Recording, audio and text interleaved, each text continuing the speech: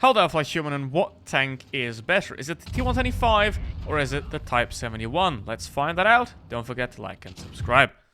Let's look at the stats to really see the difference between those two vehicles, and the first difference isn't one because the DPM and the alpha damage and the rate of fire are identical. However, the T125 does have better penetration, both on standard and premium rounds. It also retains higher shell velocity. Then we go to the weapon handling, and again, the T125 is significantly more accurate by 13% and has a significantly better aim time as well, using the same equipment for both.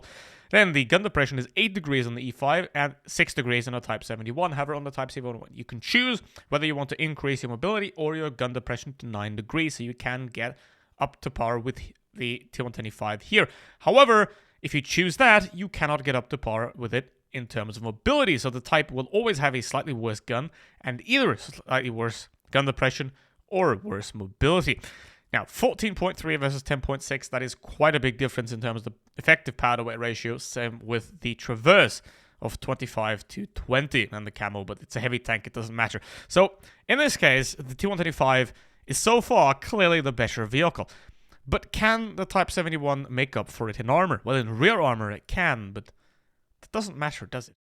The T125 first, it has a pretty excellent turret armor. You can pen the sides down here, but you have a cupola on top as well that can also be penned, but can't really be penned that well if you're hull down, which means if you keep this thing moving back and forth, you'll be pretty much impenetrable in a hull down position.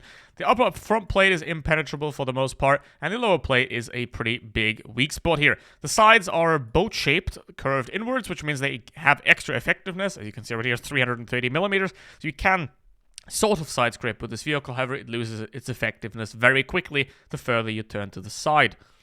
Now, the Type 71, the cupola is on the other side this time, but it's very much the same picture. You do have spots of the turret that can be penetrated with premium rounds just around the gun mantlet, and in a hull down position, it is very hard to penetrate it if you are moving back and forth. The front plate is equally almost impenetrable, but to be fair, it is thinner. So while you're able to penetrate the Type 71's front plate with heat rounds, you might struggle on the T125's front plate with heat rounds at some times, but to make up for that, the lower plate is a lot smaller, so you're going to lead a lot of heat rounds against this vehicle's front. The side armor does have skirts on it, which means it is a lot more effective against HE rounds or heat rounds, so don't shoot heat at the side, shoot heat only up here in this section. So overall, we can't see really is the armor in the Type seems slightly better, but it's also a longer vehicle, which means it's an easier target. But given the downsides we saw earlier, is it really worth it over the E5? Now, a bit of backstory on the T125. First, this vehicle was once the best Tier 10 tank in the game, but then it was completely nerfed in terms of its DPM and mobility, and now it's sort of got a bit back. It's nowhere near where it was, obviously, because it had 2,900 DPM if you fully equipped it, so it still misses an entire shot per minute to get back to where it was, but to be honest, it's fine the way it is now, certainly, but it used to be a lot better. What is also better is my team compared to the enemy team, because they're all in the city. So this vehicle is a hull-down monster. It's very compact because this thing was designed to go through tunnels, so you don't want it to be too big. It's obviously just a design, it never really existed, but it was designed to try to go to tunnels, so you gotta make it compact, which is good, because the smaller your tank is, the harder it tends to be to hit, and if then that small surface area is littered with very thick armor plates, that is truly a great thing to have. Now, is it OP? Well, no.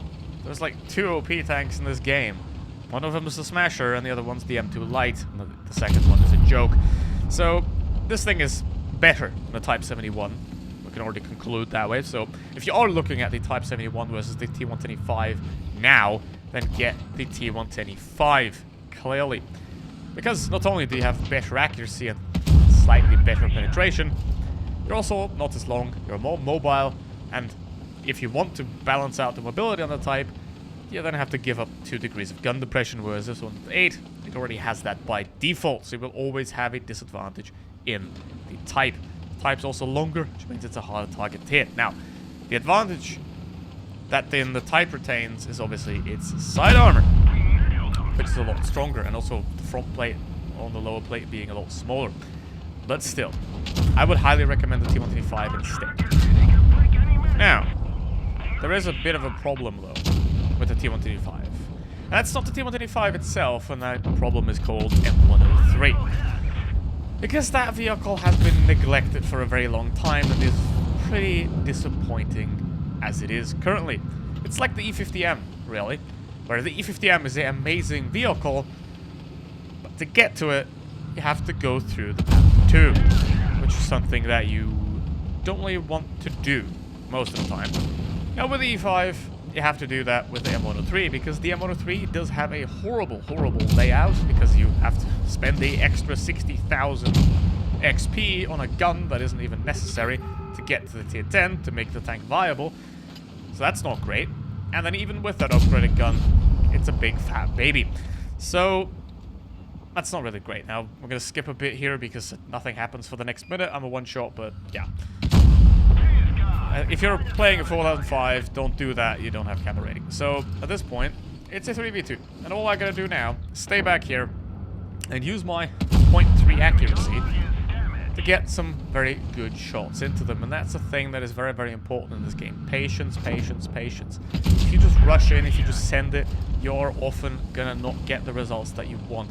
Understand when to push and when to stay. In this case, going anywhere, going forward, would be a really bad idea. But if I stay here, I've just upped my damage from 2,000 to over 3,500. So patience is very important. And this vehicle, I think, is pretty good. And I definitely recommend... I do recommend it again to pick it up now. Speaking of now, it's time for the Type 71. Which is long. It's about all it's got. Now, I'm personally using the gun depression equipment on this vehicle to get 9 degrees of gun depression, because you do have the excellent turret armor, so why would you want to miss out on that to be able to do that? Now, they nerfed the mobility equipment as well from 25%, from 50% to 25%, which means I have an even bigger case against using the mobility equipment now than I had previously. Because I was always a supporter of the gun depression argument, because in a tournament the mobility makes more sense, but in a regular battle where oftentimes the medium side of a map, which tends to be hilly, is the better option to go to, then those 9 degrees of gun depression are going to help you out a lot more, especially when you have excellent turret armor. If there is, well, one downside to that turret armor, and that is the cupola. It's on the other side when the T125 has its cupola, but it's still there, and it can be penned also if you're hull down, which means, again, you have to keep this thing moving back and forth. I see so many people playing these vehicles like a Type, like an E5, like a Chieftain, that have tiny cupolas, but they're very easy to hit if you stand still. So keep these vehicles moving. Sure, you can stop it for a couple of seconds to aim and shoot, but then keep moving again. And ideally, if you are aiming and shooting, do it as quickly as possible. Learn to move while peeking and shooting. That is going to be a huge advantage for you. So the longer time you stay out, the easier it is going to be for the enemy to pen you. Now, in this case, I am playing in the city side of the map here because I just saw an opportunity to drive this vehicle straight through. In which case, the gun depression obviously isn't that important. So if you play like this, which it's not really great, but here's the thing. Going to the middle of the map is always better than going to the heavy side. So if it's flat, if you prefer peeking out 90-degree houses without any meaningful form of hull cover, then sure. The armor is going to help you with that as well, because the front is pretty well armored and you need premium rounds in a lot of cases to get through it. And then the mobility equipment is the better option. But for me, I do think that the easiest way to not get shot in the hull is to hide the hull. And how you do that, you play hull down. So I'm not a big fan of going into cities, especially if they're extremely flat. One exception to that is Himmelsdorf, because it has hills you can play around nicely. But most of this city is just 90-degree angles everywhere. And that is not really great. Unless you're like a VK90 that is excellent at side scraping, the tank doesn't belong there. This thing does not belong on a flat city ground because it does not have the turret at the back, or the turret is pretty much all the way at the front. So it can side scrape though, but you can still get shot in the front plate if you then want to shoot them. That's kind of the disadvantage of that. So it works, but not great.